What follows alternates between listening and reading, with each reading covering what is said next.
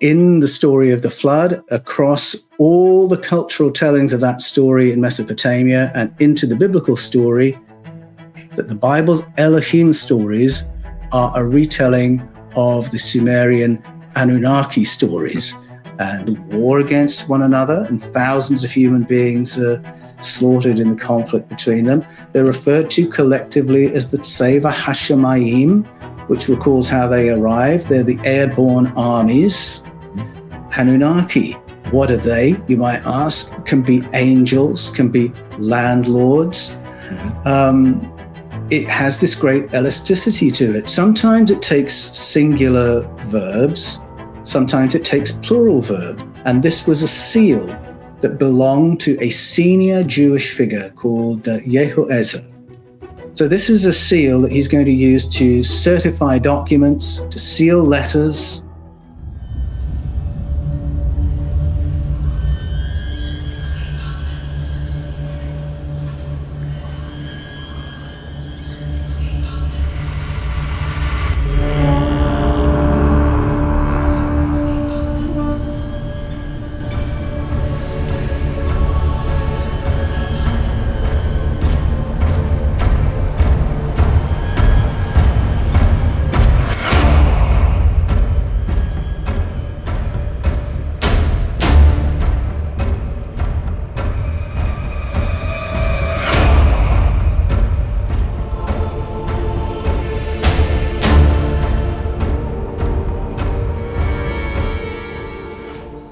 Hey everyone, it's Billy Carson, aka Forbidden Knowledge. Welcome to Bible Study. It's hosted by myself and also my very good friend, Paul Anthony Wallace. He's an internationally known best-selling author whose books probe the world's ancestral narratives for their insight into human origins and human potential. As a senior churchman, Paul served for 33 years as a church doctor, theological educator, and archdeacon, which is just one down from a bishop. Paul's best-selling Eden series, endorsed by Eric von Daniken and the highly regarded astrophysicist Professor Avi Loeb, has made him the go-to guy in the field of paleocontact. As the host of Fifth Kind TV and El Quinto Tipo, Paul's documentaries and interviews are watched by millions of people worldwide. Born in Buckinghamshire, England, Paul enjoyed seasons of the life in Bath, Nottingham, Portsmouth, and London. For a 10-year period, he commuted between homes in the UK and Montreal's West Island. Later settling on the east coast of Australia, his global travels have included horse trekking around the waters of the Sierra Nevada, in the depths of the Grand Canyon, and the foothills of the Himalayas.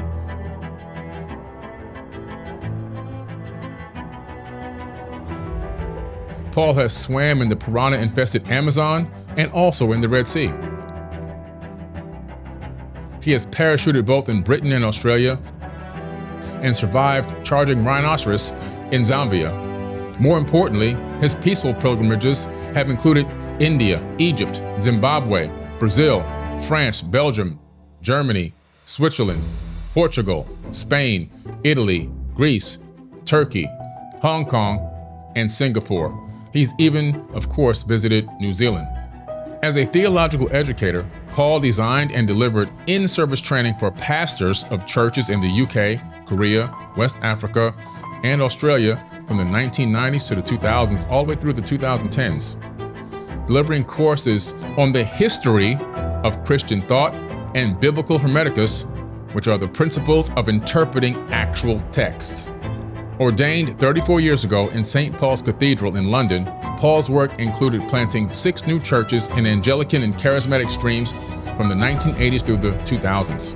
In the 2000s, he provided consultancy for Anglican and non-aligned grassroots churches as a church doctor and archdeacon in the Anglican Church in Australia.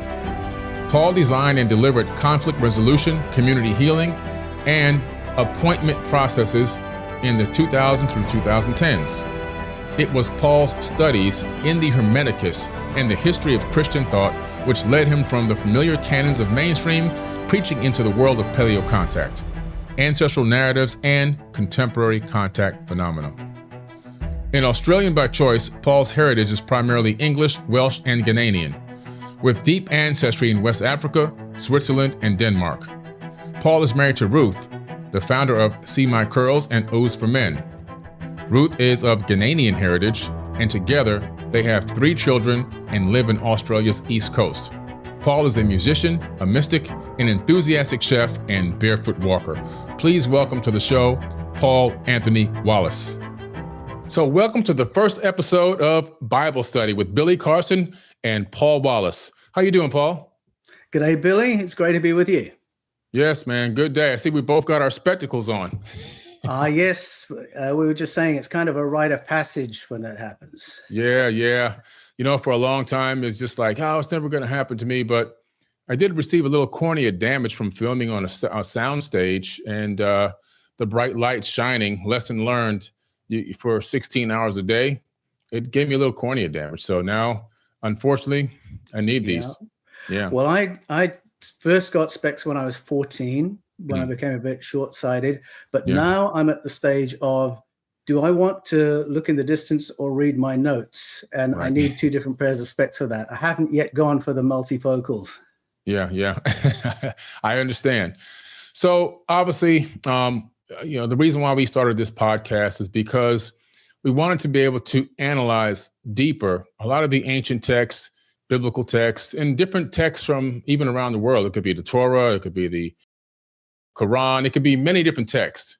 But you being one of the foremost expert in a lot of this information, as you had been involved in the church for 33 years, I thought you would be the perfect person to do this with me and to eventually really teach me some things as well, because it's a lot of knowledge that you have in your head that I don't have in mine yet.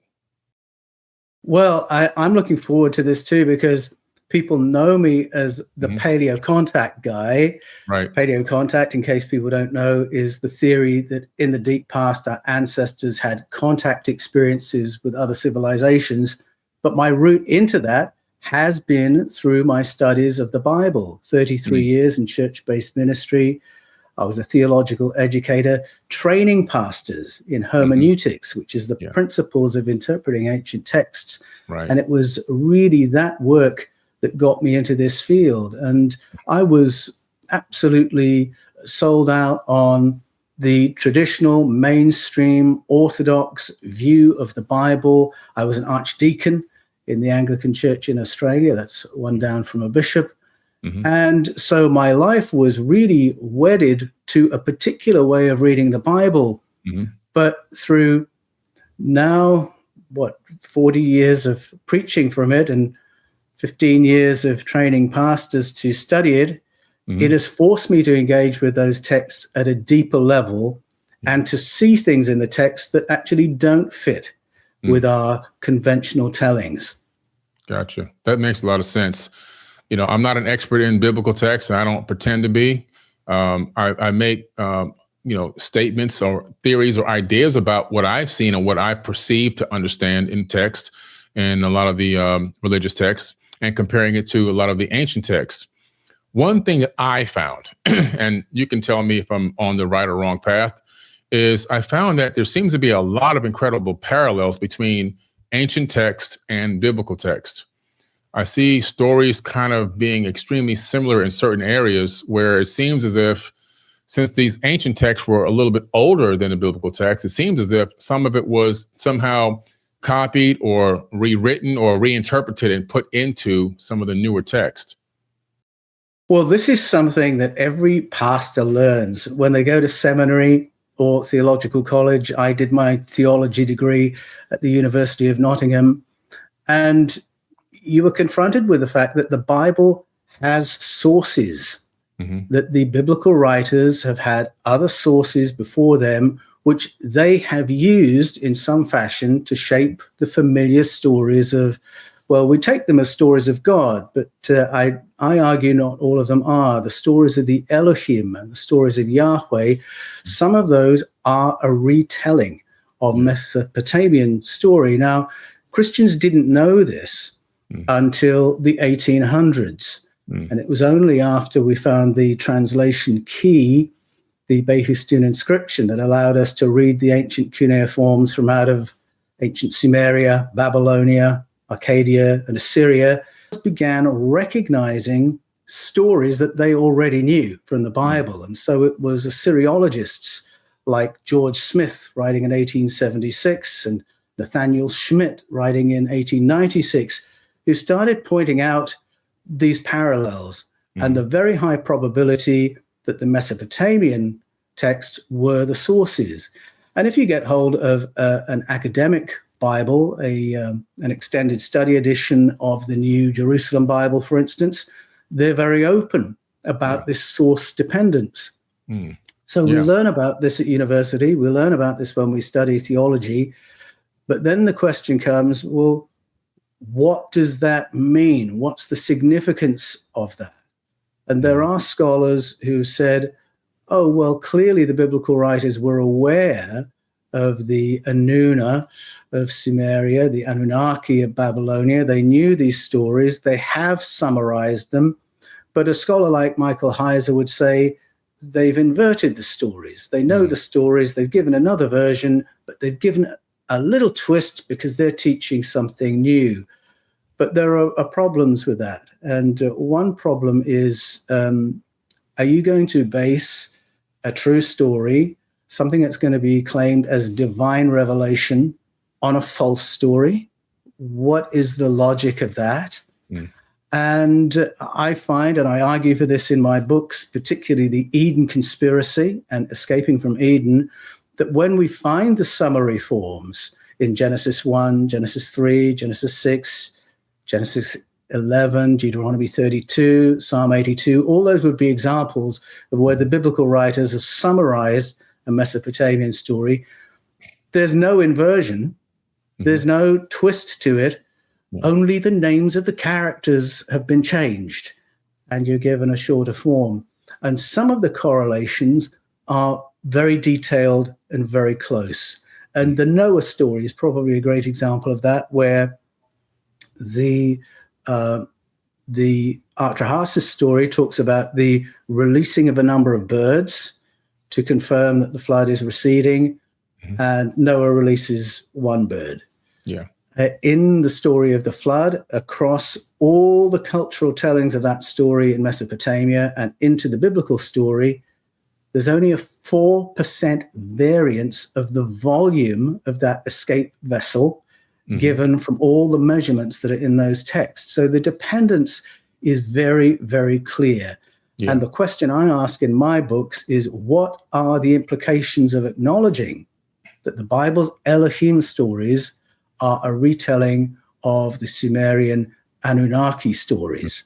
And the Eden series really follows the logic of those questions. Yeah, absolutely. I was going through the Enuma Elish and really combing through it up and down, inside and out.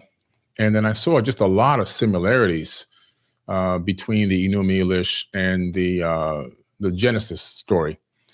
And I was just like blown away that these correlations or these similarities were so extreme. And if I don't know if you were going to go into that today, but I did have a little bit of a breakdown that I wanted to go over. Sure. Yes, feel free. The one that struck me on my most recent reading is there are even names that correlate. Asherah in the Bible is Asheri in the Enuma Elish, and they are credited with exactly the same things. So I think you're on the money there, Billy. Yeah. Even Marduk is, or depending on how you want to pronounce it, Marduk or Marduk, he's in the ancient Sumerian tablets, specifically even in the Enuma Elish, but he's also in the Torah and he's also in the Bible. So we see this name carried over from even much more ancient text that goes back thousands of years, which is pretty interesting. Yes, it is interesting. And see, all those things were being spotted back in the 1800s. So it's known at an academic level. Pastors come across this information while they're being trained, doing their theological degrees and their higher degrees. But unfortunately, information doesn't filter down into the rank and file of the churches. So when you start speaking about this publicly, it comes as a huge shock to a lot of mainstream Christians, and you get a lot of pushback from it. And very often I say to people who are giving me pushback, well, go and talk to your theological faculty, get into a locked room with your pastor and ask about what he learned at theological college, and you may be surprised at how much of what I'm talking about is known at that level. Right. Absolutely. I mean, you went through the full process. So if anybody would know, you would know, especially after being involved in the church for 33 years, which is incredible. Just a couple of similarities I wanted to break down that I was able to just find. And this is so easy to do. I think anyone can really now. You can buy the Enuma Elish on Amazon, or you can even download it online pretty much for free. And then, of course, most people already have a Bible. So I think they can kind of go through these. But just a few areas that I saw, for example, primordial chaos and the unformed earth. In the Enuma Elish, tablet 1, lines 1 through 5, when on high, the heaven had not been named. Firm ground below had not been called by name. Naught but primordial Apsu, their begetter, Mumu, Tiamat, she who bore them all, their waters commingling as a single body. And then if you really analyze that and look into Genesis 1, verses 1 through, chapter 1, verses 1 through 2, it says, in the beginning, God created the heaven and the earth was without form and void, and darkness was upon the face of the deep. And the Spirit of God moved upon the face of the waters. So if you look at the comparisons there, in the Enuma Elish, creation begins with a formless, watery chaos in the Apsu, fresh water, Tiamat, which was salt water, and commingled in the unstructured state. No heaven or earth yet existed by name. And in Genesis, the initial state is similarly undefined. The earth is without form and void, and there is a deep covered in darkness with divine presence hovering over the waters. Yes. And so it's incredible. Yes. The parallels are extremely close. So both narratives begin with the need to separate the waters. So fresh water from salt water. Yes. And I argue this is actually a story of rehabilitation. It's not a creation narrative. It's the rehabilitation of a devastated planet. And the Hebrew phrase for chaos is tohu wa bohu, which implies that there was order, but something has happened and now it's in chaos. It's been devastated. Yeah. And then the idea that the heavens appear, again, I argue it's not that the heavens are created, it's that the heavens cannot be seen, that Correct. There's a pall of dust and ash and soot in the atmosphere which has to be cleared. And this picture of darkness and flooding and chaos that has to be returned to order, water separated, land separated from water, it's not just in these two narratives. You can hear it in the Iroquois story of beginnings. Yeah. You can hear it in the Filipino story of beginnings. You can hear it in the Popol Vuh, the Mayan story of beginnings. And so it always catches my interest when there is sort of external corroboration of details, and especially if they are mind-boggling, unlikely sounding details, but repeating from culture to culture. And it suggests there's this shared bed of cultural memory that's expressing itself through all these traditions. Yeah, absolutely. You're so right with that. I mean, just the concept of a primordial watery abyss found in both texts, while in Hebrew, we know that Tehom is deep and linguistically is derived from Tiamat. So the conceptual resemblance is really striking, that both function as chaotic waters before creation. So it's just, like you said, the story has been repeated all around the world in several indigenous cultures, which is just uncanny. You almost have to say, well, it's not a coincidence anymore. Exactly. Yes. And that was what first caught my attention. I'd like to go back to an even more basic question and ask how you first encountered the Bible and what your beliefs about the Bible were when you first encountered it and how that shifted. And then I'll share my own journey. Sure, definitely. That's a great question. So I found the Bible as a young child. When I was very young, my father saw that I had an aptitude for reading. And, fortunately for me, he started making me do a lot of book reports at a very young age. And we didn't have a lot of money for books, so everyone had Bibles laying around. So I started doing book reports on the Bible. And The interesting thing about that is when you're doing a book report, it forces you to read the material, read the information, but then at the end of the book report, you have to do a summary. So you have to now show that you have reading comprehension, right?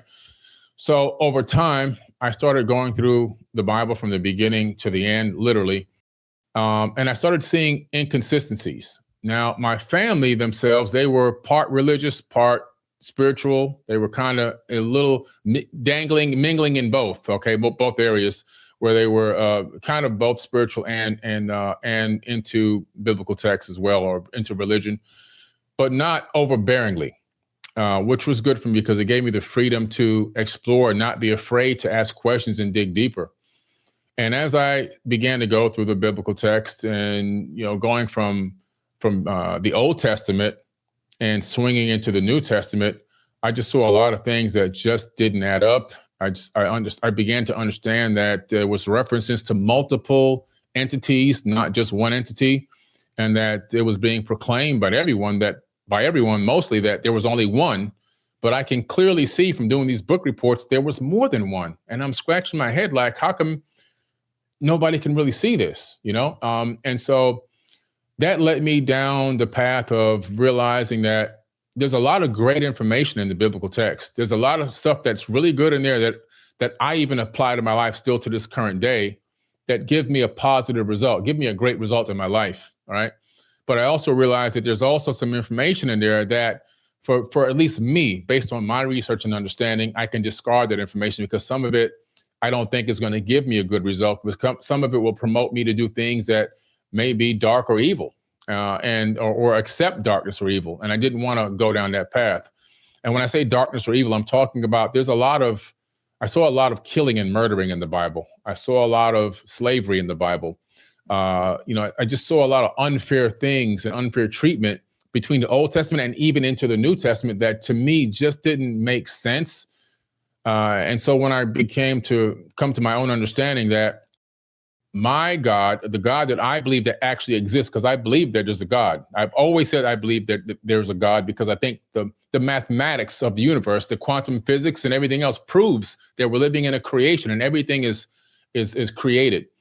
But I don't believe that my God, with as much power and wisdom and understanding and everything else, would create a people and then, torture them or allow them to be tortured, allow them to be enslaved and things like that. So I just saw it as maybe men. My opinion that I got at an early age was that this seems like men trying to fulfill their own agenda within this text and proclaiming it to be from God so that they can fulfill their agenda. And that's where I ended up. And that really led me down the road of more spirituality and believing that I have a direct connection to God, that I don't need a middleman to get to God.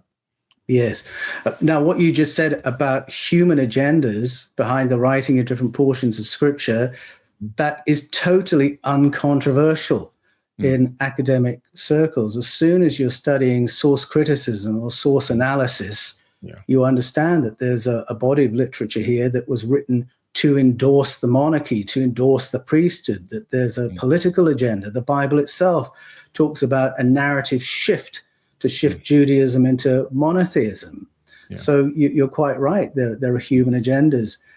I didn't realize this when I first came across the Bible as a young boy.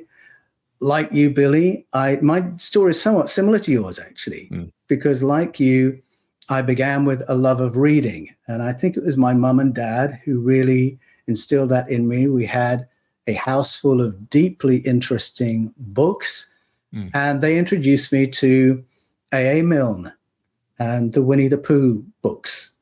And they are written so beautifully that I was just fascinated by the joy of reading and writing. I love to read those stories out loud because they're sort of written that way.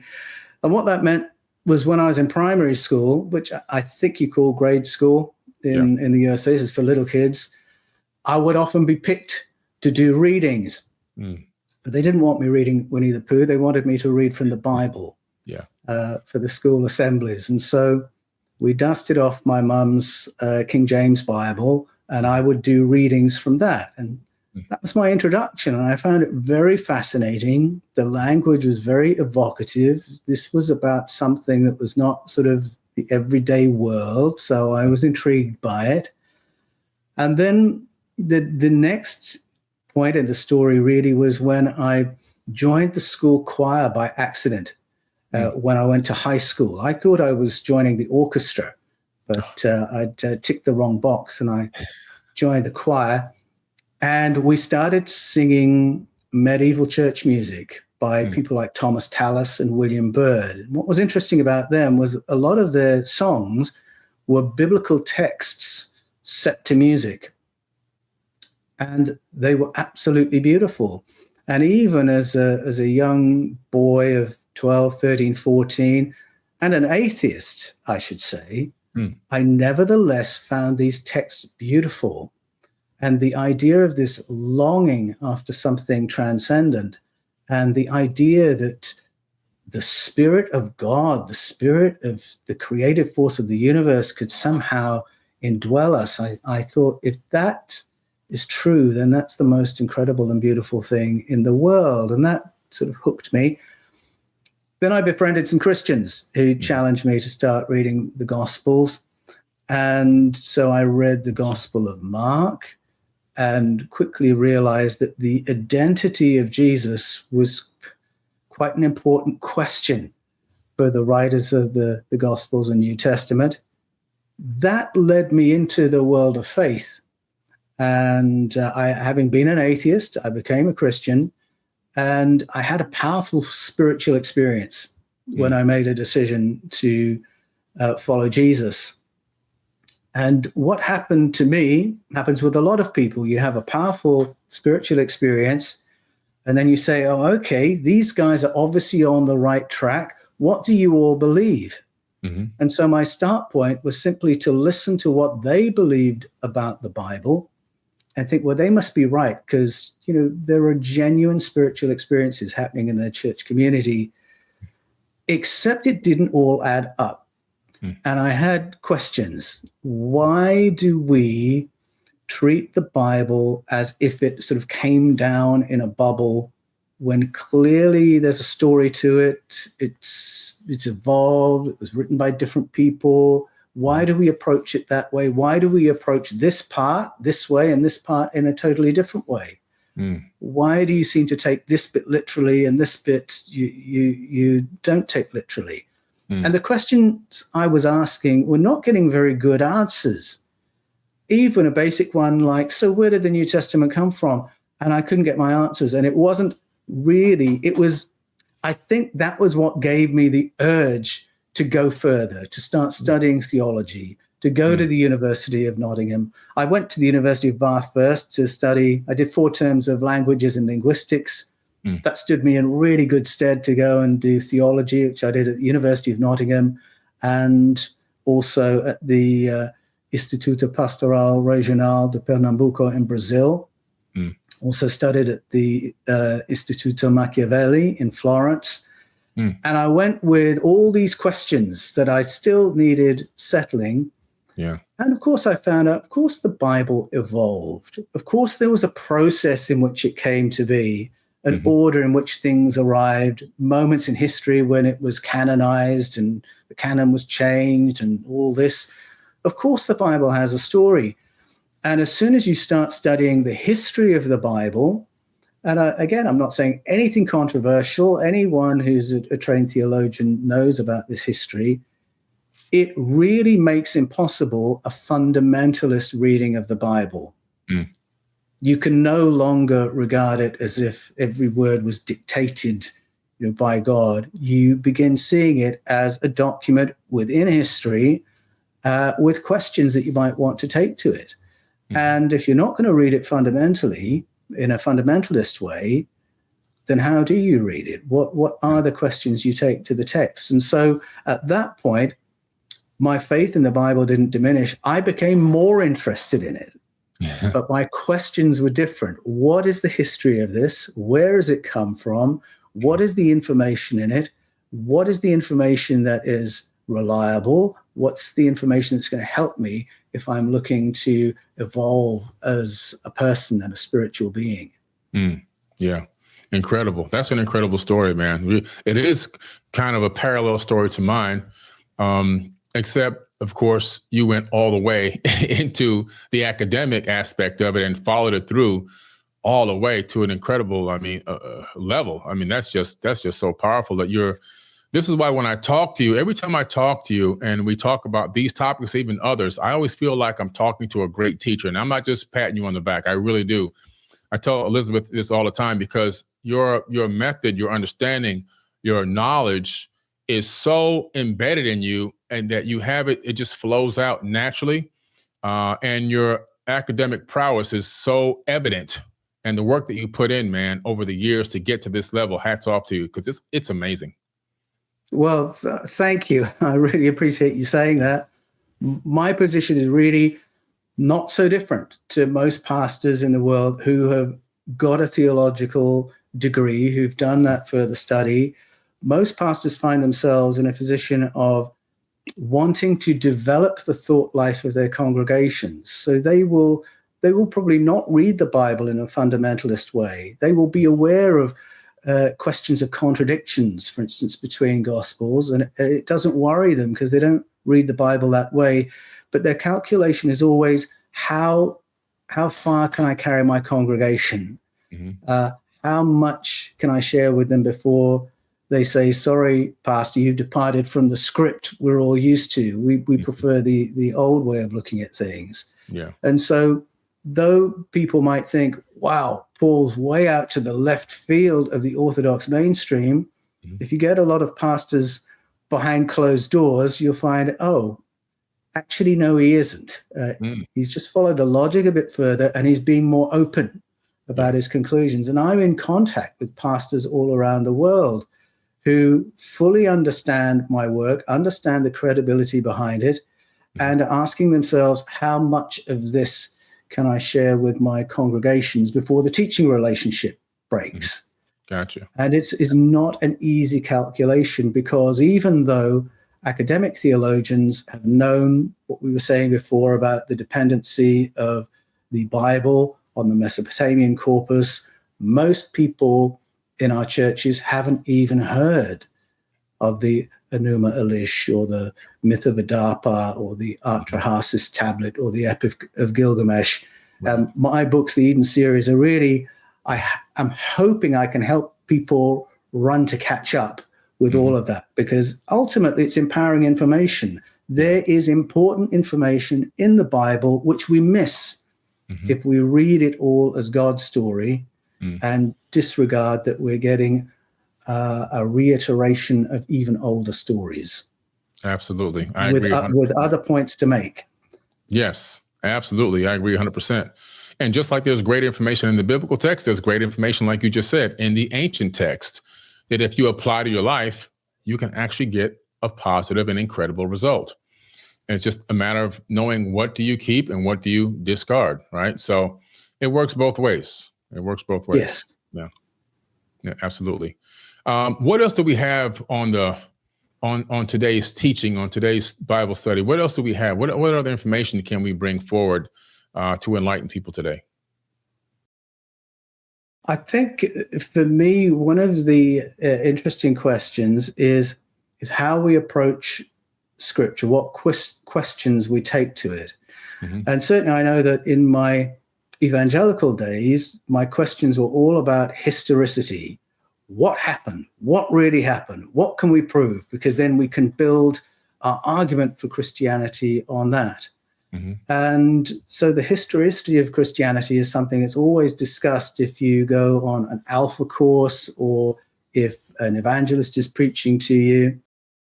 But one of the challenges of that is we do not have any contemporaneous report. If we're going to the stories of Jesus, we have no contemporaneous report on Jesus other than what is in the Christian documents. So the canonical Gospels, Matthew, Mark, Luke, and John, and the extra canonical Gospels.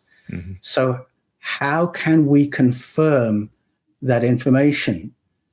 We might look for internal consistency? Do they validate each other? And to an extent they do, and to an extent there are some very surprising contradictions. So that internal consistency is a question mark.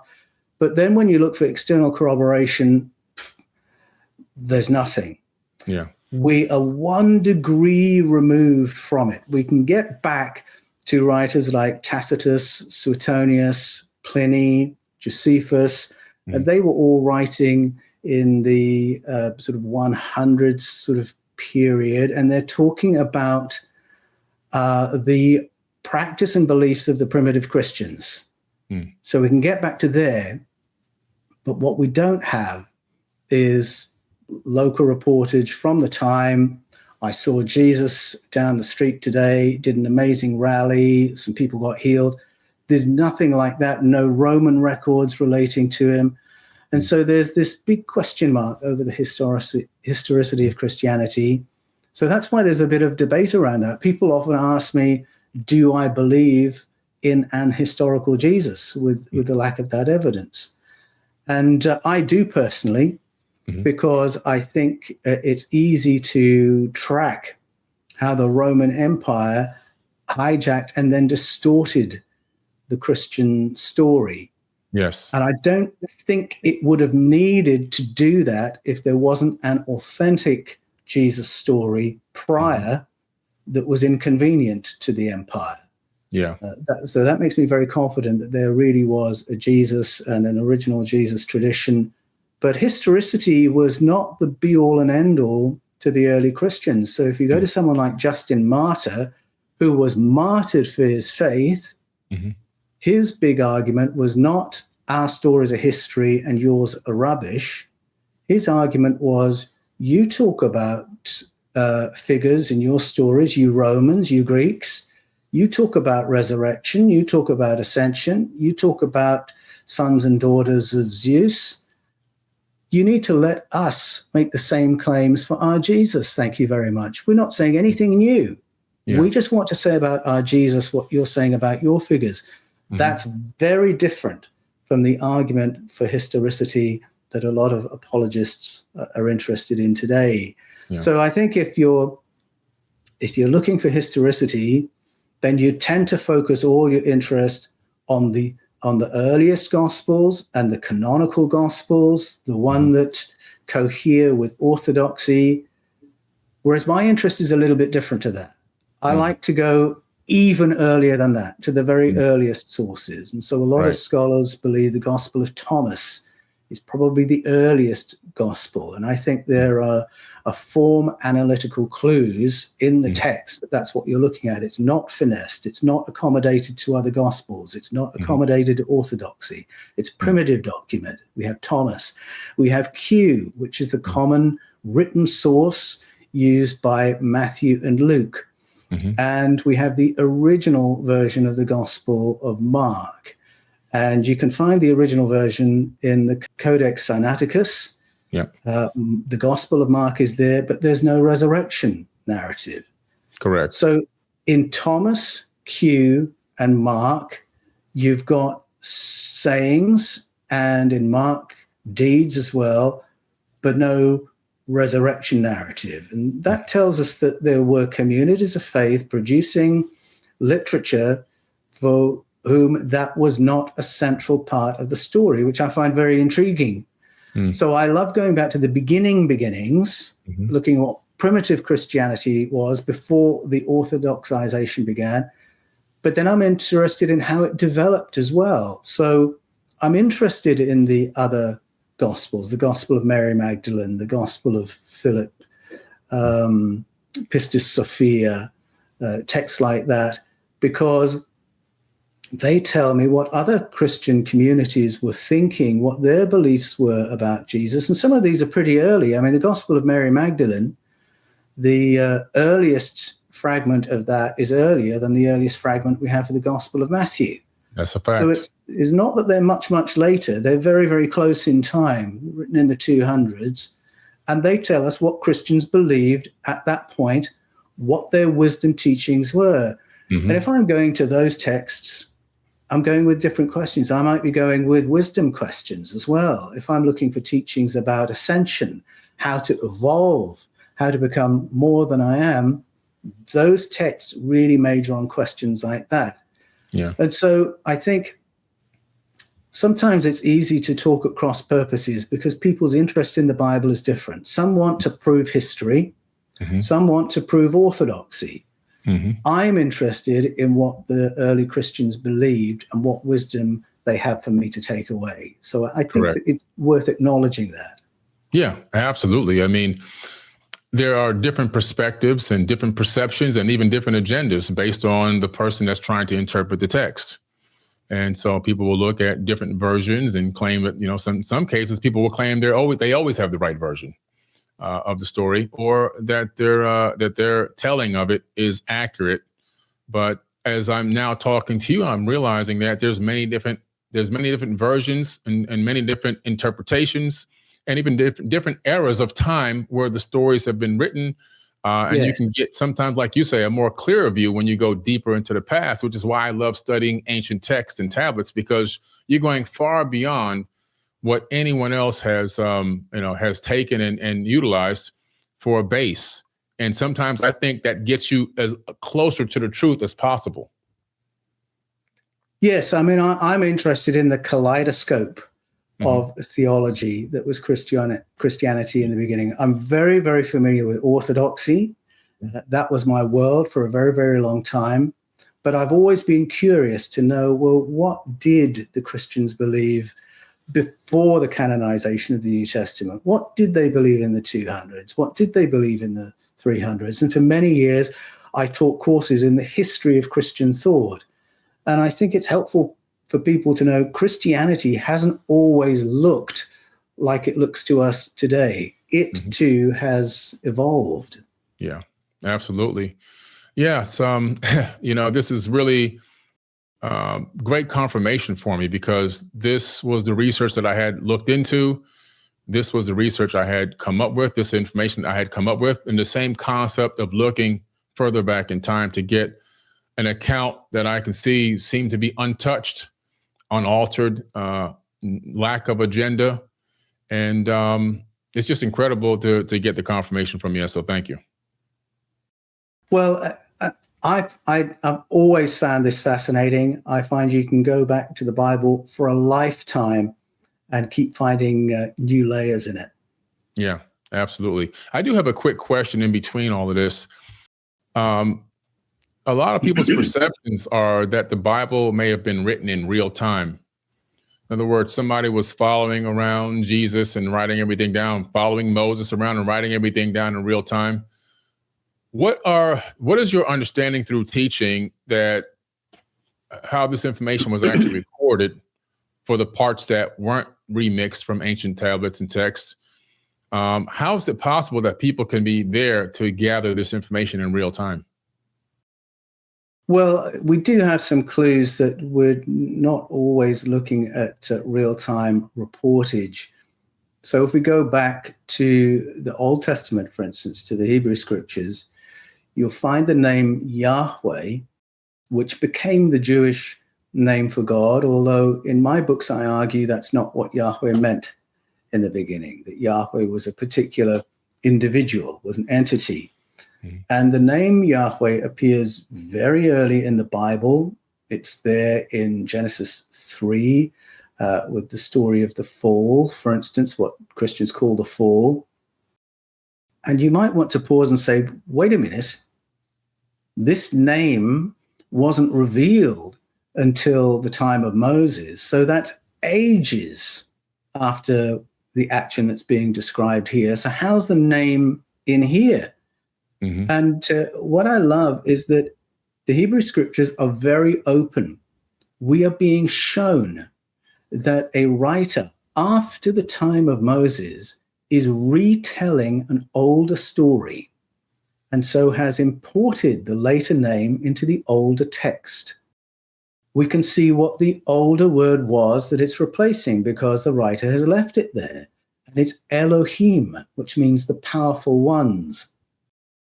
So the Bible is very honest, saying originally this was a story about the powerful ones. but we who believe in Yahweh are retelling the story. So that's one example. It tells you straight away, okay, this is not real time. And another example would be you get into Genesis 6 with the story of the flood. And I would encourage anybody to read Genesis 6 alongside the various Mesopotamian flood stories. And you'll find so many correlations, it'll blow your hat off. But in the biblical telling of Noah's preparation, it becomes clear that there are two flood stories that have been woven together to make the one. Just follow the maths, you'll be able to see that. And that one of those tellings has been written after the giving of the Yahwist laws, again, from an age far into the future. So when you start reading about clean and unclean animals in Genesis 6, again, we're being told openly, all right, somebody after the time of Moses is retelling an earlier story. That's why we're talking about clean and unclean animals. Right. So from the get-go, the Bible is very honest that there has been redaction and retelling that has gone on. And there are points when the Bible itself points to other sources. And it says, well, you can read the longer version of this story in such and such a book. And it's a book that you and I would have never heard of. So the Bible has evolved, has been redacted. Some of the story of that is there. If you get later into the book of Jeremiah and the books of 1 or 2 Kings, the book of Ezra, a little bit of the reworking and recrafting of the Bible is referenced in those texts. And so that's just one example that takes you beyond this fundamentalist reading of the Bible, as if you're reading science or as if you're reading a history book. You're not. You're reading another kind of literature. If you get into 1 or 2 Kings, for instance, or 1 or 2 Chronicles, again, you realize there's another reason this is being written, because you're getting action and then you're getting evaluation of that action. King such and such was a bad king because he did such and such. Oh, okay, so now we've got an evaluation layered on top of history. Or in the book of Jeremiah, Jeremiah talks about the cult of Asherah, that on every high hill and under every green tree, the Jewish people would honor Asherah for having come in the past and taught their people agriculture, raising them from a life of subsistence, becoming civilization builders. He's given us all that information. And you might think, oh, wow, isn't that amazing? I wonder who she is. But then he sort of adds the sentence, isn't that awful? Isn't that idolatrous? Oh, okay, maybe I shouldn't be interested. And there's the message, there's the agenda of that text. So you've got a blend of all sorts of things going on. You've got some history in there, but you've got some theology, you've got some moralizing, and you've got a lot of, so toe the line, this is the line. Gotcha. So you said something interesting too. You said Elohim, right? The powerful ones. So that sounds plural to me. So this Elohim seems to be plural, multiple beings. Yes, that's right. So Elohim is a masculine plural form word. It is a word that many Bibles translate as God, but in my books, Escaping from Eden and the Eden Conspiracy, I argue that that is not the right way to translate that word, and that if you read it in the plural, you will begin to recognize that you're reading the summary forms of the Anunna stories, the Anunnaki stories. It boils down to the fact that the Elohim word in Hebrew is the Hebrew word for Anunnaki. So it confuses people because it gets translated as God, but in other places, Elohim can be false gods. What are they, you might ask? Can be angels, can be landlords. It has this great elasticity to it. Sometimes it takes singular verbs. Sometimes it takes plural verbs. So in Genesis 20, for instance, Abraham is making reference to the fact that the Elohim, plural, told me, plural verb, to move. And so that's why he moved from the high place of Haldi, because the Elohim, plural, told him, plural, to do so. There are other moments, though, where it is used in the singular. So there's a story where Yahweh, who is one of the Elohim, this is clear in a number of places. Joshua 24, for instance, Joshua says, consider who you're going to serve, the Elohim of the Egyptians, the Elohim of Mesopotamia, or our Elohim Yahweh. They're all the same kind of being. They're all referred to in the plural, even as singular entities. So it's a very odd kind of word. But the plurality is there in the verbs, it's in the behavior, because the Elohim go to war against one another, and thousands of human beings are slaughtered in the conflict between them. They're referred to collectively as the Tseva Hashemayim, which recalls how they arrived. They're the airborne armies, and they're referred to as the governing force, the El Ba'adat, the power council. But there's a moment where Yahweh refers to himself as an Elohim. There's a moment where his king, Ahaziah, has fallen off a ladder and broken his back, and he wants to know if he's going to live. And he's heard that the Elohim in Ekron down the road is very good at medical prognostics. So he sends some people to inquire of the Elohim of Ekron, does he think I can get better? And according to the prophet Elijah, when Yahweh hears about this, he's absolutely furious. And he says, is there no Elohim here? Pointing to himself. That Ahaziah has to dance off to the Elohim of Ekron, and then he makes a pun out of his name to try and put the other Elohim down. But there you can see, okay, they're rivals. Yahweh is the Elohim here, and this other one, the Lord of the Flies, as he calls him, his real name is the Lord and Prince, if you say it properly, he's the Elohim in Ekron. And so Yahweh has these peers among the Elohim, which is why when you get to the Ten Commandments, he says, I don't want you working for any other Elohim. You're not to bow down to them, and you're not to serve them. And of course, in that moment, we're not supposed to ask, sorry, who? Who are you talking about? Right. But clearly the Bible is, as you rightly say, Billy, full of a plurality of beings, these Elohim, of whom Yahweh is one. And you go to Psalm 82, Deuteronomy 32, you find out he is a junior Elohim, because when the lands are carved up and each Elohim, or Elohe is the singular, which does crop up from time to time, each one of them is given land. That means they own the resources under the land, they own the people on the land. Yahweh gets a people group with no land. No land, no resources. So he's going to have to go to war with other Elohim in order to get land and resources. And until you realize that, all the battles of the Old Testament make no sense at all. And they make no sense if you think Yahweh means the creative source of the cosmos. Why on earth would God need to go to war with these other little beings, whoever they are, and involve human? It doesn't make sense until you realize plural Elohim, of whom Yahweh is one.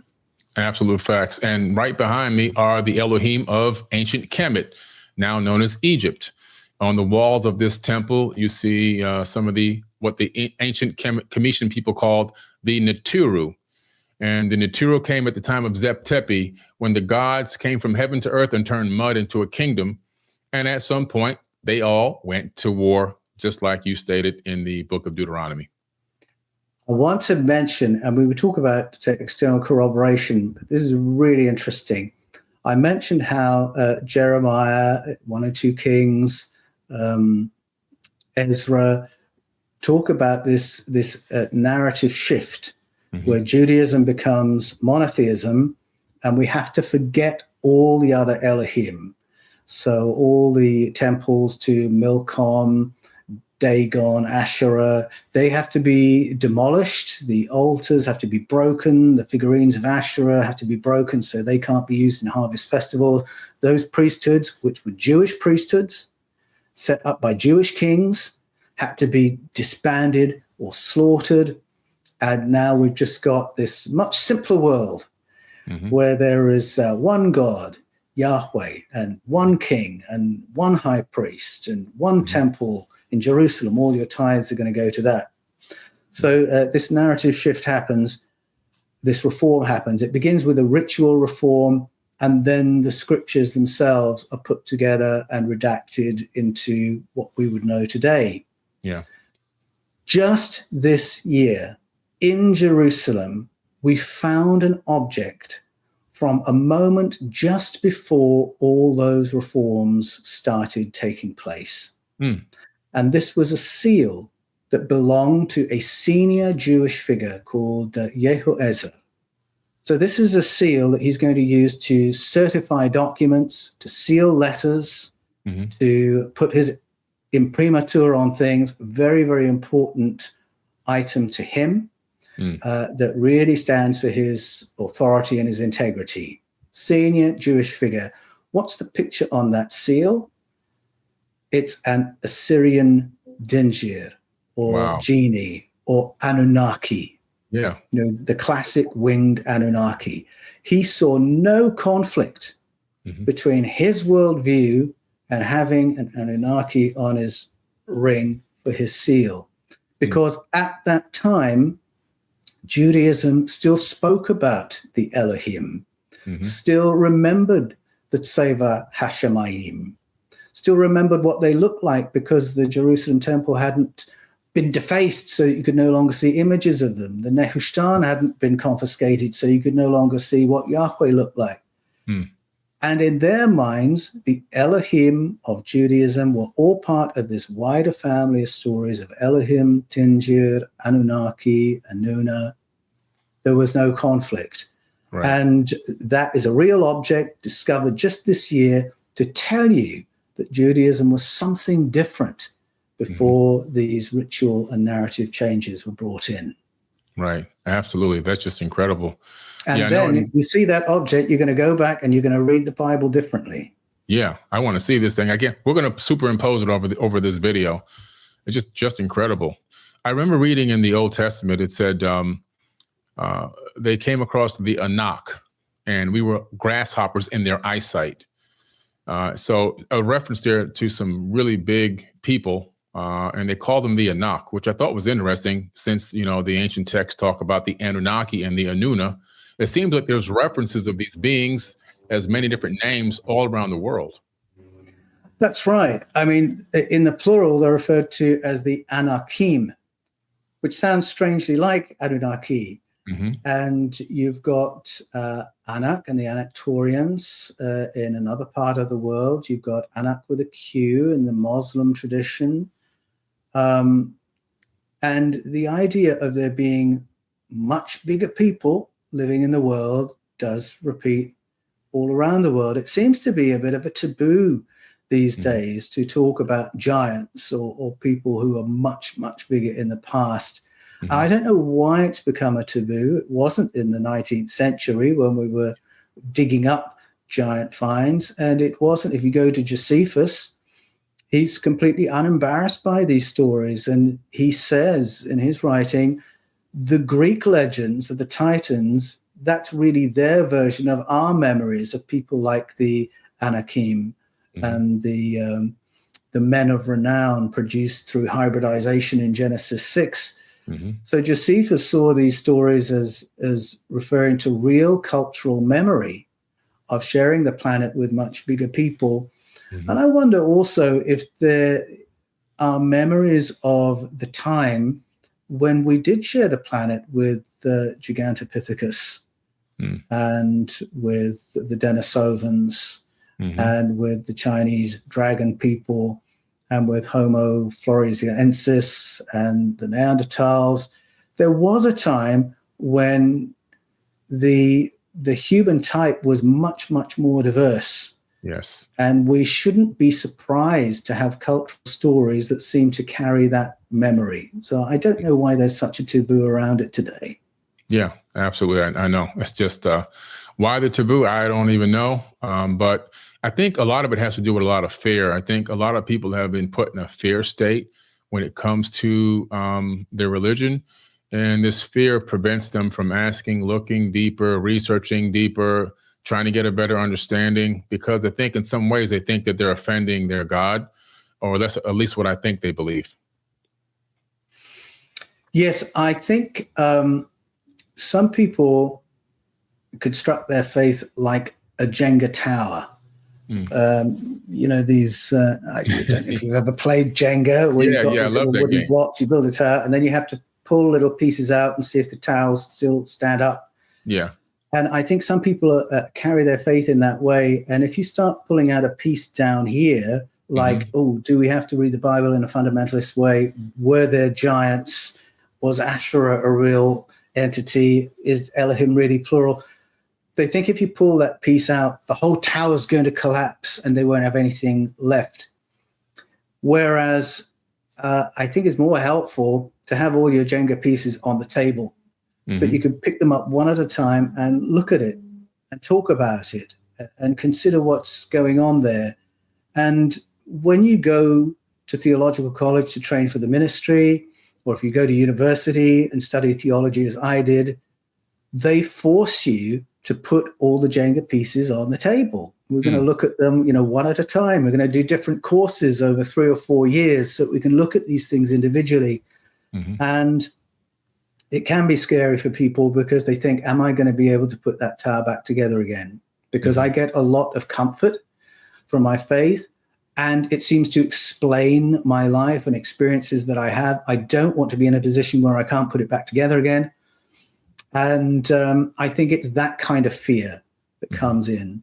Whereas as someone who's sort of been through that process a couple of times, because it happened when I did my honors degree in theology, and then it happened again when I started studying the Mesopotamian sources and had to go back to the Bible to re-understand what was there. There is a little bit of reframing that has to go on. It can be unsettling, but for me, it is incredibly enriching. For me, truth can only be enriching, can only be empowering, even if there's a little bit of uncertainty en route. Right. Absolutely. This is an incredible discussion, man. This is really, really good. I'm glad we decided to do this because I'm getting a lot of incredible confirmation from you. And I'm also learning so much as well, because you're giving me a lot of key points that I know myself now. I want to go back and dig into and research and look at it and gain some of my own perspectives as well, which is important. I think everyone should be able to do that. Everyone should have the right to ask questions, to dig deeper, to not be afraid to research, and to look into what they believe in without feeling any type of punishment or anything that's going to come to harm them. I believe it's my God-given right to be able to look deeper into anything I come across. Yes, I think so. I think there are forms of Christianity that have discouraged curiosity, unfortunately. So, I mean, there's this verse that often gets repeated, trust in the Lord with all your heart and lean not on your own understanding. And you don't want to do that. There's this doctrine of the fall that says, well, your own understanding is impaired. So, better not get too far into the world of logic and reason because you're going to make a mistake. And Christians can be made very anxious rather than curious. Yeah. Whereas I find, especially when I read the Gospels and I try to get to the root meaning of the key words in Jesus' teaching, he's actually trying to stoke our curiosity. And there's plenty in the Old Testament as well, from some of the later prophets and in the devotional writings, that would want us to be seekers, truth seekers, explorers, want us to be curious. And I think it's a shame that very often, both in Catholic and Reformed Christianity, curiosity has been discouraged, even to the point of the church pushing back on new science and new discoveries. Yeah, I know. It's there's a verse, because some people seem to get extremely agitated when they hear me talk about the fact that I believe that we are gods, that God is in us and we're inside of God. In other words, I believe that we're a fractal of God, not that we're a God that we can create a universe, but I believe in the fractal mathematics of the universe, and which is a mathematical formula that has been discovered and well documented, called the Mandelbrot set. And that Mandelbrot set shows that we're living in this created reality. So yes, the Bible is right, the Quran is right, all these indigenous cultures around the world, I believe they're accurate. We're living in a creation. It just describes the mathematics behind the creation. And so if everything is a fractal throughout the entire known universe, I believe that a fractal of the God consciousness, the divine energy itself, is in every atom in my body.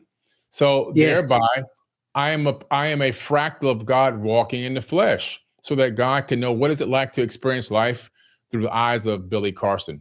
What is it like to experience life through the eyes of Paul Anthony Wallace? Yeah, I'm absolutely with you. It's a very Platonic way of seeing things, and I see it that way too. There's a moment in the gospel where people were accusing Jesus of equating himself with God, and he says, but doesn't the scripture say ye are all gods? And then there's a wonderful definition of God, the New Testament God, given by the Apostle Paul in the book of Acts, chapter 17. He's talking to a non-religious audience.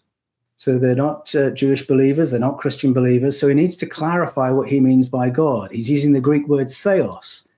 And he gives a nice description of the Greek understanding of theos, their word for God, the word that Jesus used.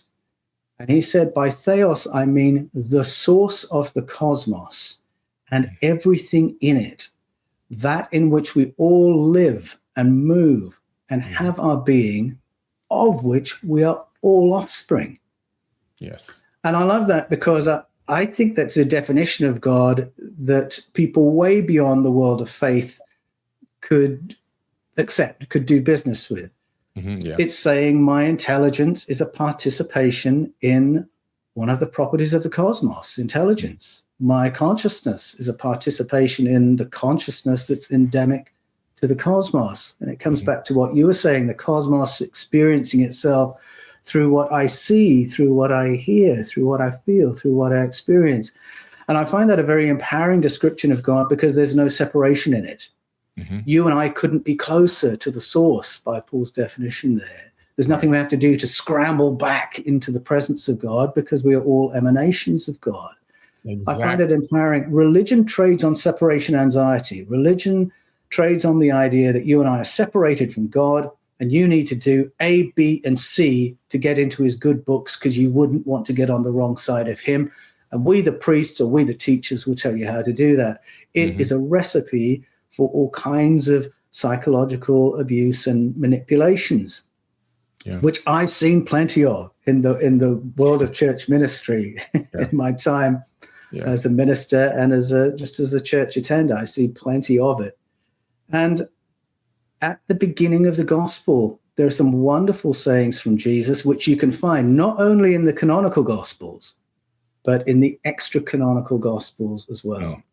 So in the Gospel of Matthew, we're told the message Jesus toured with the beginning of his public ministry. And by the conventional translation, it sounds like typical revivalist preacher, grave warning, trying to threaten you into being a good believer. The conventional translation is repent, for the kingdom of heaven is at hand. And it sounds like he's saying, you better clean your life up, because God's about to show up. You don't want to get on the wrong side of him and offend him. And we hear that through the lens of later doctrines of heaven and hell and all that sort of thing. Sounds like a grave warning. You go to the Greek, go to the root meanings of those words. And metanoiete means go beyond the mind. That means go beyond what you think with more than this, go beyond the mind, re-understand, transcend your current understanding, repent, for the basileon uranon. Basileon can be a kingdom, but if I say kingdom, you think, oh, that's a place where I serve the king. I have to do everything the king says. And we get into that religious paradigm of obedience versus sin, sin and punishment, obedience and reward, all that sort of thing. You don't have to translate it kingdom. You could equally translate it with the word realm. Now, a realm has a very different connotation to it. A realm is something amazing to be explored. And Uranon, well, that's the word for sky. That's the word for space. It could be used as a word for the cosmos. And the word has come close, can be reached out and taken hold of. You put that together and he's saying, go beyond the mind, transcend your mind, because the realm of the cosmos is available to you, is impossibly close. And then later when he says the realm of the cosmos is within you, there couldn't be a more profound invitation to explore inner space, outer space, to explore the principles of the cosmos. And that can mean explorations in the way of spirituality, in the way of science, in the way of cosmology. It is a huge exploration we've been invited on by Jesus, but that is not how it has been taught, translated, and preached for 2,000 years. And that habitual thinking, that religious entrainment is so strong that people find it very difficult to get beyond their English translations back to the Greek, back to the Aramaic, back to the Hebrew, and begin asking, what was this really about in the beginning? Yeah. That's so incredible, because I went back to the Aramaic. I had a podcast where I talked about this about a year and a half ago or so.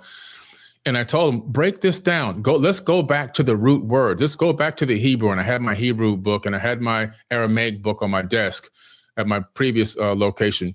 And I was showing people that these words are not exactly what we think they are when you go back to the root and the original translations of these words, the original language of these words. You find out that it means something totally different, something more empowering, something even more incredible, something so much deeper than this surface thing that just tries to make you seem like, if you don't do this, this is going to happen, or you're going to be in trouble, or something like that.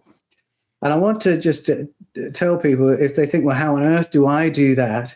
There are resources that I am so thankful that they're in my possession and have been for decades, that it opened this world up to people. So the first thing you need to do is get hold of an interlinear Bible. So a New Testament where it's showing you the Greek words, and it'll usually have a couple of translations either side, so you can see how different Bible translators have dealt with what's in the text. And then you can do that with the Hebrew as well. And then you need a really authoritative lexicon. So for the New Testament, you'd go to the Bauer, Arndt, Gingrich, and Danker lexicon. For Hebrew, you'd go into Brown, Driver, Briggs. And what's wonderful about those books is that they show you how those words are used in all different places. So you can get the full scope of the word, and then it'll break it down so you can see the most primitive aspects of that word. And sometimes if you go back to the text and use the more primitive reading, that's the best way of unpeeling 2,000 years of habitual thinking. That's how you get beyond the religious entrainment to see what did this mean in the beginning.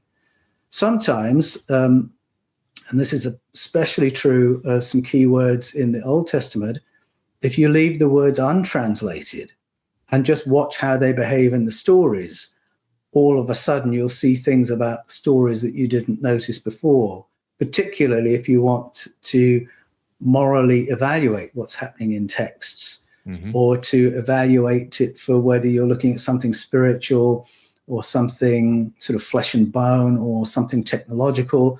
Sometimes just leave the word untranslated for a while and see what happens. There are online resources for people. You can go to Bible Hub and you'll find interlinear resources there. And there's a built-in lexicon you can use there, which is very, very helpful. It gets you quite a long way.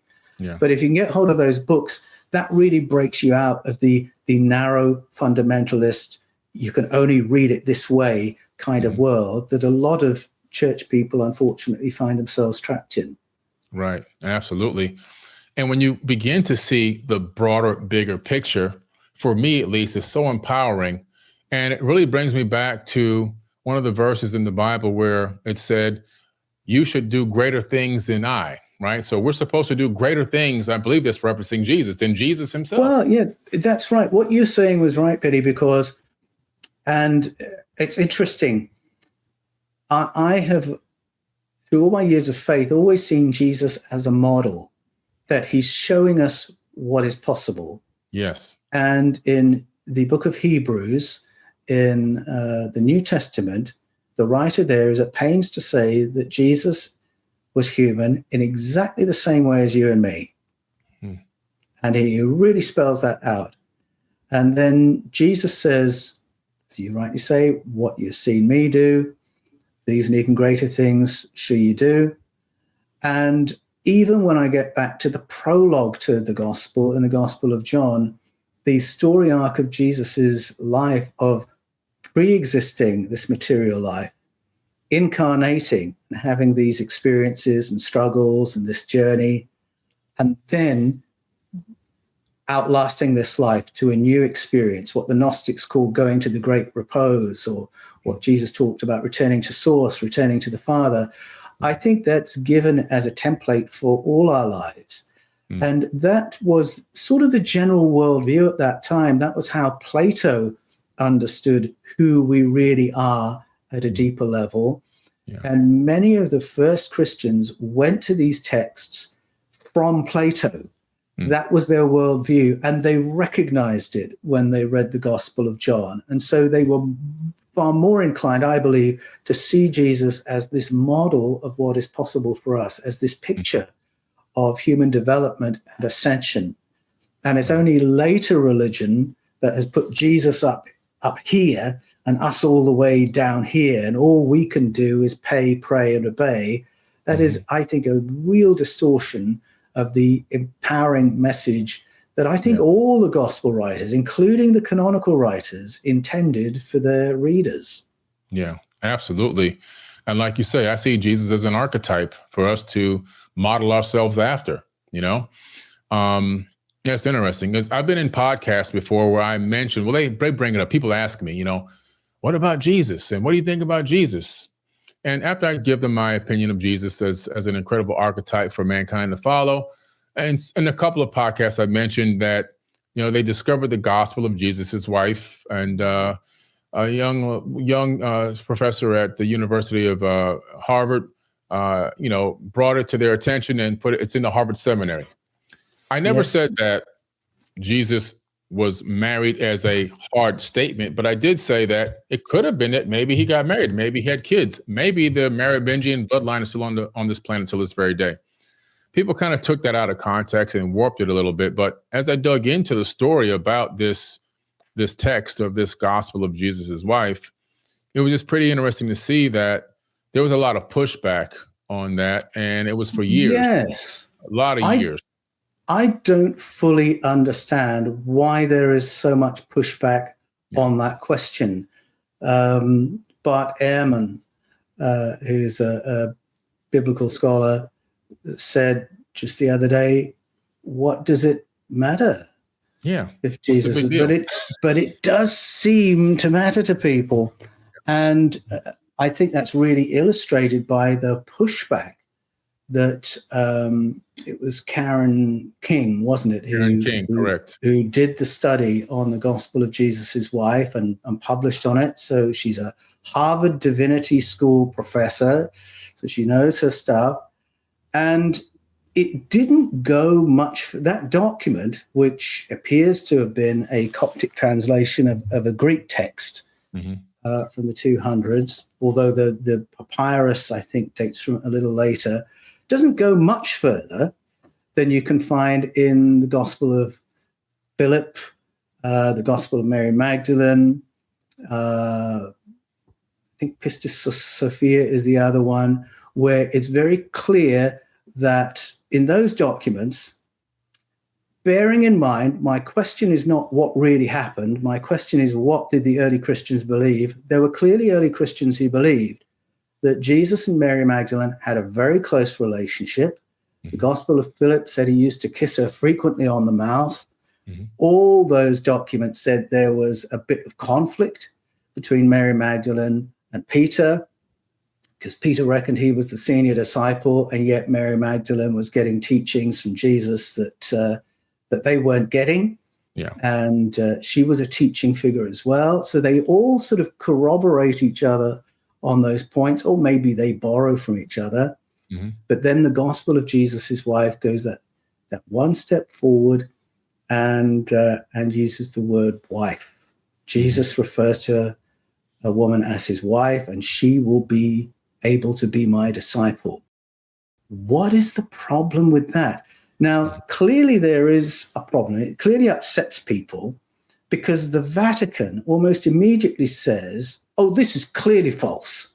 And then you've got a professor from the University of Durham, Francis Watson, I think it was, he said, oh, that can't be right. And he hadn't even handled the document, if I understand correctly. I'm sorry, Francis Watson, if I'm doing you an injustice, but I don't think he had handled the document before saying, oh, that's clearly rubbish. But then, thankfully, Roger Bagnall, professor of history at Yale, comes forward and endorses what Karen King is saying. And then the Harvard Review does serious study on the fragment itself. And they said there's absolutely no evidence that this is a forgery or fake. Correct. But because of the pushback, and here we are in the 21st century, where you'll often hear people say, oh, that's been debunked. And all that means is they've heard someone with a different opinion speak strongly about it. Facts. It's not been debunked. It has not been falsified. Very senior, credible authorities, people who have had possession of the fragment, have studied it, have said there's no evidence of fakery or forgery. So the Vatican really can't have an opinion, because it hadn't done that work, and it responded so quickly with that opinion. Karen King had taken her time over it. Harvard backed her up. A professor from Yale backed her up. But still the story circulates, oh, that's been debunked. Yeah. It got a lot of pushback. But why is it important? And it mystifies me a little bit, but, the church forcing people to recant has a pretty ugly history throughout church history. Thank you. Tell me, preach, brother. Whether we're talking about Galileo or Archbishop Thomas Cranmer, why is it necessary to force people to recant? I remember there was he was a huge figure in the world of evangelical Christianity, John Stott. He was a senior pastor at a major Anglican church in the UK, but he had a global ministry as a teacher and a writer. And he wrote, actually it's in a book behind me here, this book here, Essentials. He wrote, as an evangelical, so almost a fundamentalist, he wrote about the doctrine of hell. And he said, this is a church doctrine. But when you get to the root meanings of the key words in the New Testament, it is insupportable. The Gospels and New Testament talk about something else. But the church has distorted it into a doctrine of hell with which people have been terrified and manipulated for century after century.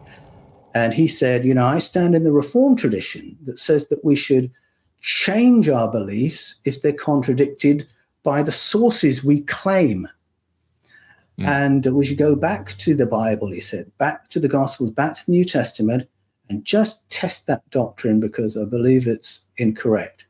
Never mind that John Stott had been on an absolute pedestal. He was like the Pope of the evangelical world internationally.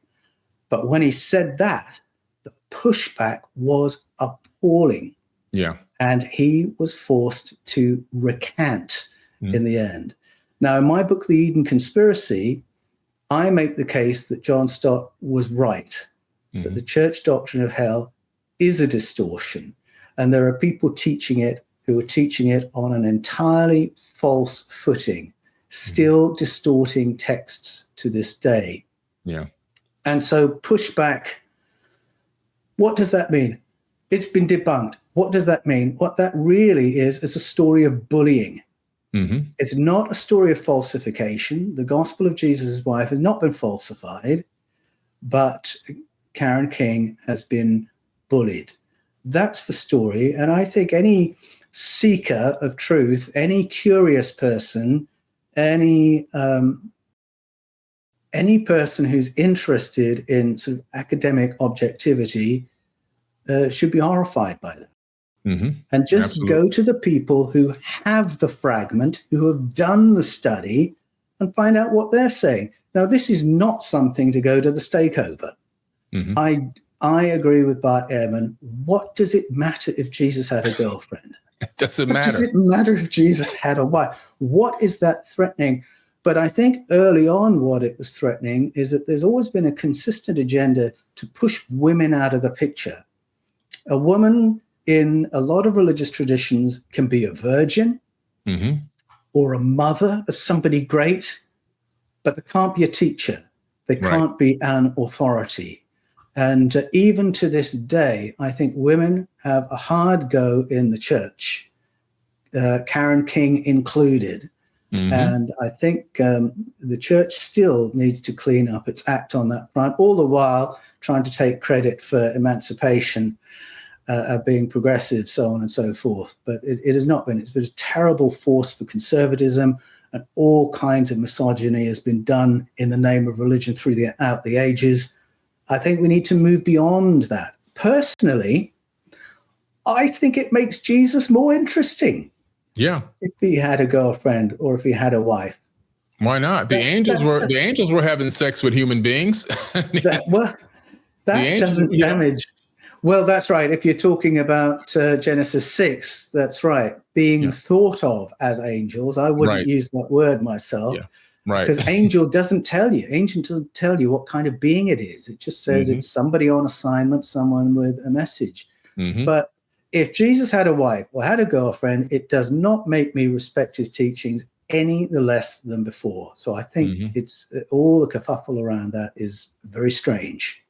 Yeah, absolutely. I agree. And you're right about women being oppressed over eons, really. I mean, it's so obvious. You know, I had a conversation with somebody recently where they were trying to argue with me that wherever Christianity popped up, women were like given a certain level of freedom, and they rose up, and they were like, I was like, really? I mean, when I look at history books, I'm not getting that information. You know, I'm not seeing that anywhere. I'm not sure I believe that. The one place you could go to for that would be the Salvation Army. The Salvation Army was a really interesting movement right at the beginning. I don't know how strong they are in the States, but I grew up very aware of William Booth and the Salvation Army in the UK. And they were a great force in terms of social welfare, but they were also very powerful evangelists back in the day. And they had women evangelists and leaders from the get-go. Yeah. But they only had it because they broke free from the religious mainstream, and they suffered a lot of persecution because of it. A lot of women have been killed. A lot of women have suffered greatly in the earliest communities. You know, there was a lot of oppression, and it was, you know, pretty bad. And you know, you just, as you go through time, you discover even in the 3rd through 5th centuries, you know, there women were still being oppressed in Christianity and in you know, Greco-Roman era. I mean, you just keep going and going. You had the burning of the female witches. We had you know, we had the heresy movement. There was just so many things going on that were just mind-boggling. And I'm going, I don't know if that's 100% accurate. There may be times and maybe areas where women were giving a little bit of opportunity, but I mean, women were just able to vote, you know, not too long ago.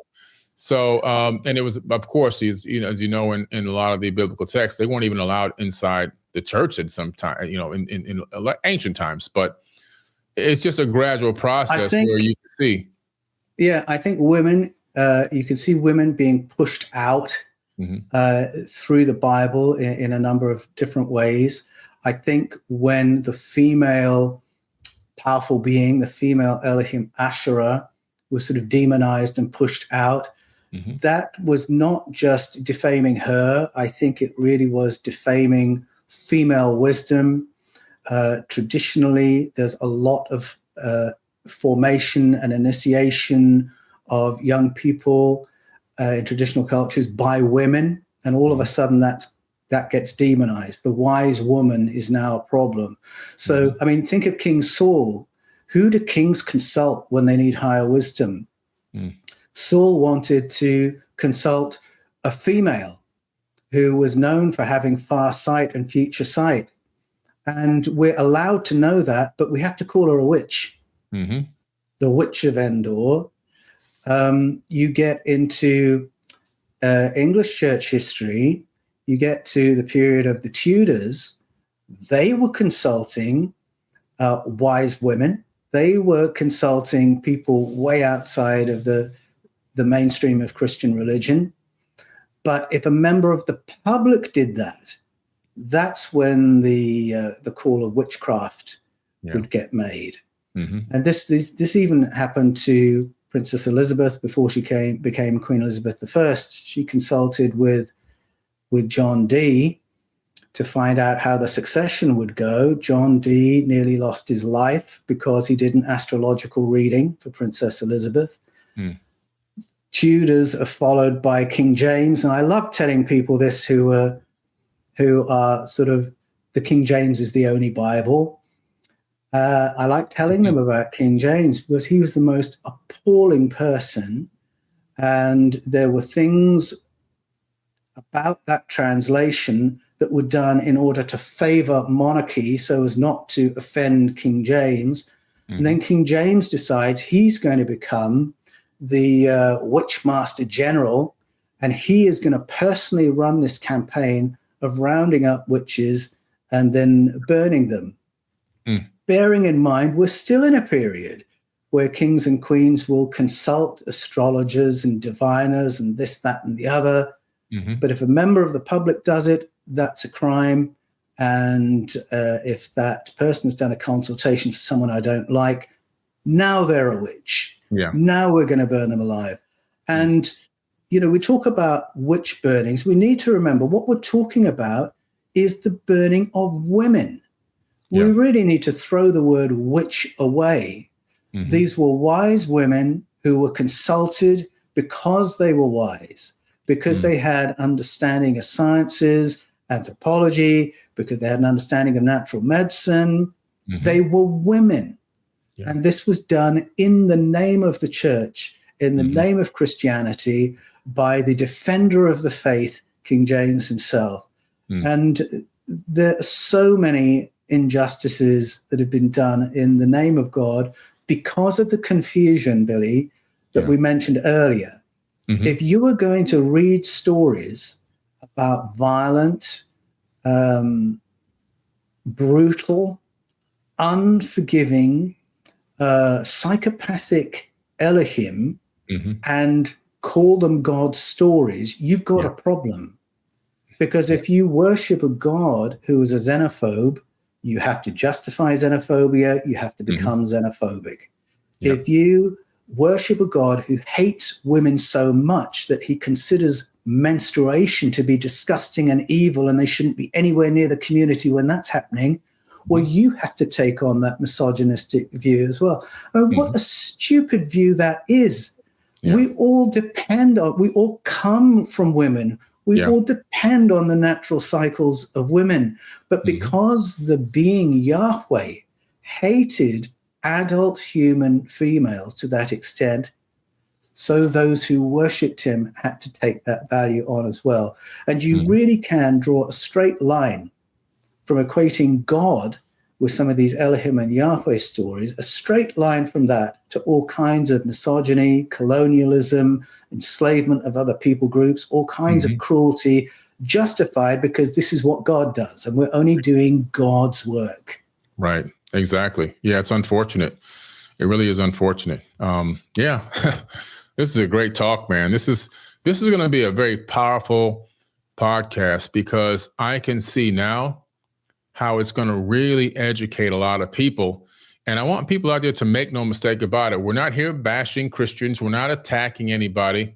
We're laying out actual factual information that you can then go back and research for yourself. And like I say, and Paul says, I think there's a lot of great information in the Bible. I think there's a lot of great information in other religious texts as well. It's just we're talking about today, we're talking about discernment. We're talking about understanding from different perspectives so you can gain a much broader view of everything. And it doesn't mean that your God doesn't exist. It doesn't mean that you've been, you wasted your life. It doesn't mean any of that. But what it does mean is, there's deeper, broader, more intriguing and incredible stories that we haven't really been able to see because we've been given a forced, closed view of what actually happened. And without that other deeper level of understanding, we might not get the better and bigger perspective of everything. I think that's right. I think one of the things that's distorted our view is that for the best part of 2,000 years, Christianity has presented the New Testament as if it's a continuation of the Old Testament. You find them glued together with a hardcover either side of them that suggests it's all one book, all talking about the same thing, all talking about the same God. And as a follower of Jesus, one thing I have had to do that's not been easy is to reframe that and understand, no, it's actually a story of discontinuity. Mm-hmm. All the gospel writers, and I think I'd say this is especially the canonical gospel writers, are at pains to present Jesus as the successor to and replacement of Moses, bringing teachings that will delete and replace the law and laws of Yahweh. Mm-hmm. That's a story of discontinuity. That's why Christianity has never been built on Yahweh's laws. That's why in Acts 15, the early church came to the agreement that to be a follower of Jesus, you don't have to be a Yahwist. Mm.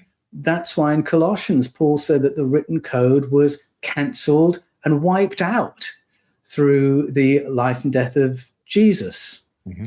And yet, Christians around the world still feel somehow they have to justify Yahweh, the figure of Yahweh and the stories around him and the laws he brought. Mm-hmm. But it is a story of discontinuity. And I think that has been a real light bulb for me. It's been really liberating. I think for me, it allowed me to switch my conscience back on when I read the Old Testament, because as you rightly say, Billy, it is full of violence, full of gratuitous violence, done by these Elohim, including Yahweh. And as soon as you realize, okay, Jesus wasn't teaching us to follow Yahweh, you can begin to evaluate those stories. And if you evaluate those stories by Jesus's morality, then you can fully see that you're reading something appalling. Mm-hmm. There are many reasons we would want to get rid of the laws in the Old Testament. I mean, here's the death penalty. I just made some notes. Striking one's parents, death penalty. Mm-hmm. Pronouncing a curse over one's parents, death penalty. Going to an astrologer or doing divination, like we're just talking about, death penalty. Having a different religion, death penalty. Mm-hmm. Adultery, death penalty. Mm-hmm. Gay sex, death penalty. Well, I, for one, am very pleased that Jesus came along with teachings to delete and replace all of that, because I think that's terrible. Yeah. What the Bible has to say about slavery or rape is absolutely terrible. There's a law in Deuteronomy 22 that says if a man rapes a virgin, he can offer the father 50 shekels and keep her. Well, what a fabulous law that is. Or Leviticus 25, when it comes to slavery, only foreigners can be slaves, it says. Mm-hmm. And you can leave slaves to your kids as property. Mm-hmm. Really? Oh, that's a great law, isn't it? And then that sort of overlaps with the behavior of the character of Yahweh himself, who was deep into sex slavery. If you go to Numbers 31, a place I'd encourage anyone to go and read. And you'll find the spoils of war being divided up. And the virgins are being divided up among this group and that group. The soldiers can keep some for their use, and Yahweh's going to have some for his use. And the priests are going to have some for their use. So don't think when Yahweh wants cattle and gold and virgin girls that it's talking about the priests having those things. That's a separate allotment in that list. Yahweh has his own list. Mm-hmm. So you should be asking a lot of questions there. I mean, this is not the creator of the universe. Mm-hmm. This is an entity. What does the entity want with those things?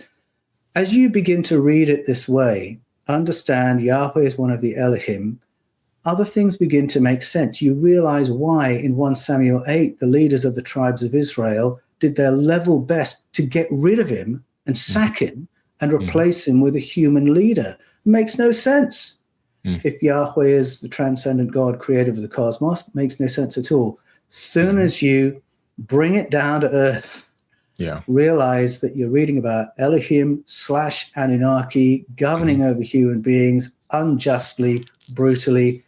Everything clicks into place, and you will begin to understand what all the drama of the Old Testament is about. I actually think Christians should have a head start in this. Yeah. I am not out there to debunk Christianity. I'm there to say, Christians, wake up, go back and read these stories in the light of Jesus' teaching, see the discontinuity between the old and the new. And if you're really not sure about it, I've got some verses from John 8 I'd love to read, because I think, for me, this was a real wake-up moment. I'd always wondered about this passage, but because of the one Bible thing, Old and New Testament, because I thought it's the same God from cover to cover, I'd always puzzled around this. As soon as I realized its discontinuity, it makes sense. So here we are in John's Gospel, chapter 8, verse 27.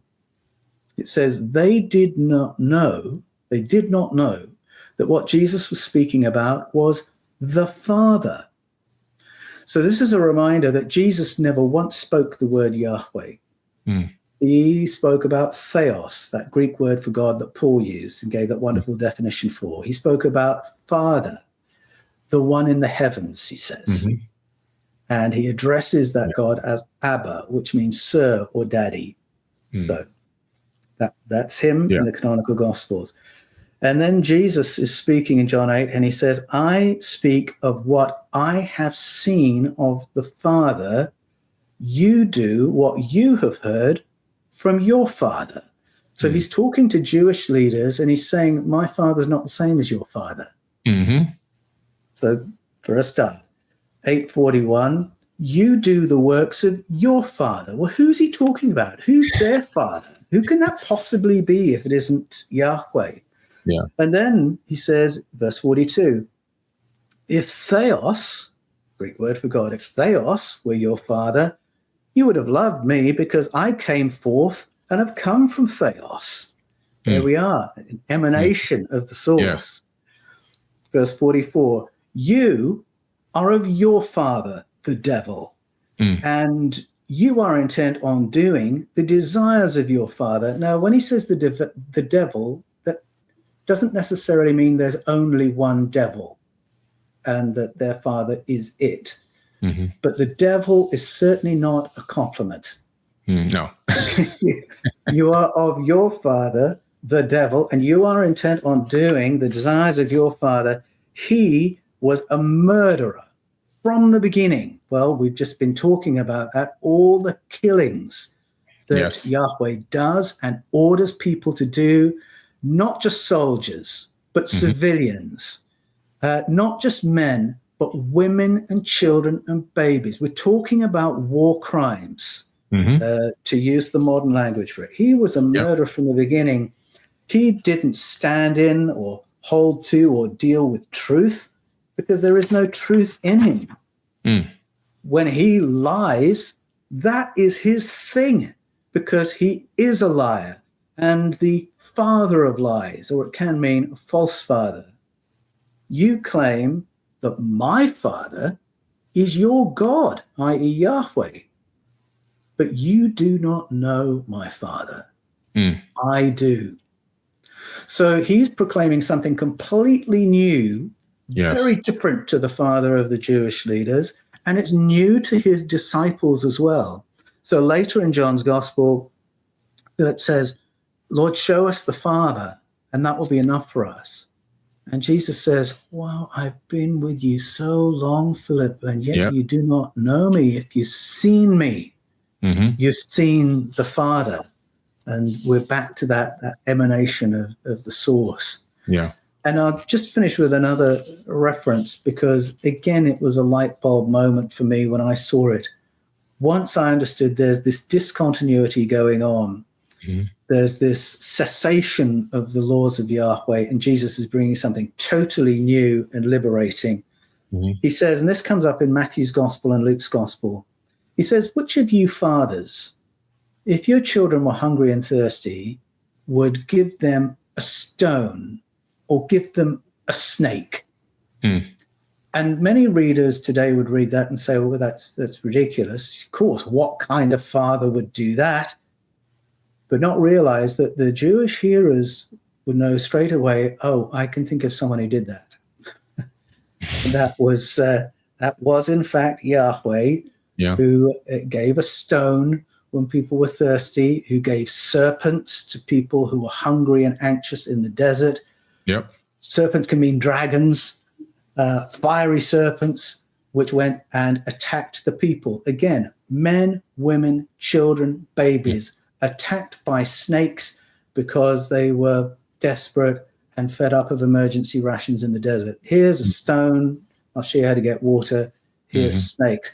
So that would have been the bells ringing when Jesus said, what kind of father does that to hungry children? And then in that original story where they've all been bitten by snakes, a brass dragon is created and lifted up. And the order from Moses is kowtow.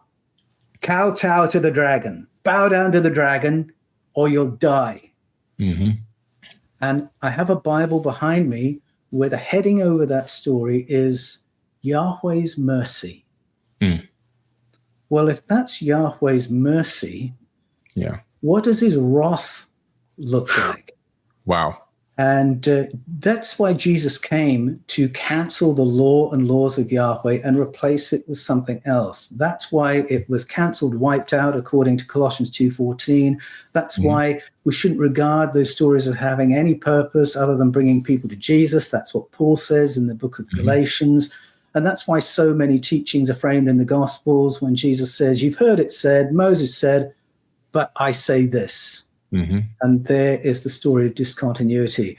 So Christians, I think, ought to have a head start and go back to the stories and say, well, if these are not stories about God, what are they about? And my book, The Eden Conspiracy, asks that question and says there is a rich education waiting for us. The Bible is full of truth. I'm not here to debunk the Bible. The Bible is full of truth, but we've misunderstood it. We've mistranslated it. And once we get beyond our habitual religious, habitual translations, there's a rich education waiting for us to empower us in our lives today. Absolutely. Amazing. Just amazing, man. You're a wealth of knowledge. It's an honor to be on here with you. And I'm looking forward to our next episode. Absolutely. Me too. It's been a pleasure. Yes, definitely. All right, everyone. Hey, this is Bible Study with Billy Carson and Paul Wallace. If you got anything out of this, make sure you share this video. Make sure you like and subscribe. And make sure you do some research. We brought up a lot of incredible sources throughout the course of this actual video so that you can go back and do your own research. And we encourage that. Oh, yes. I want to underline that. I think we are well past the era where people should have gurus or be into expertism. And our desire is to put out content that's really going to whet your appetite to go back to the sources for yourself. Go back to the texts, get hold of your lexicons, and work out for yourself, well, what are they saying? And then see if you find parallels in other stories as well, because that's a journey I've enjoyed for myself. And I'd just encourage everyone to make their own journey in that kind of way. Absolutely. And with that being said, we'll see you next time.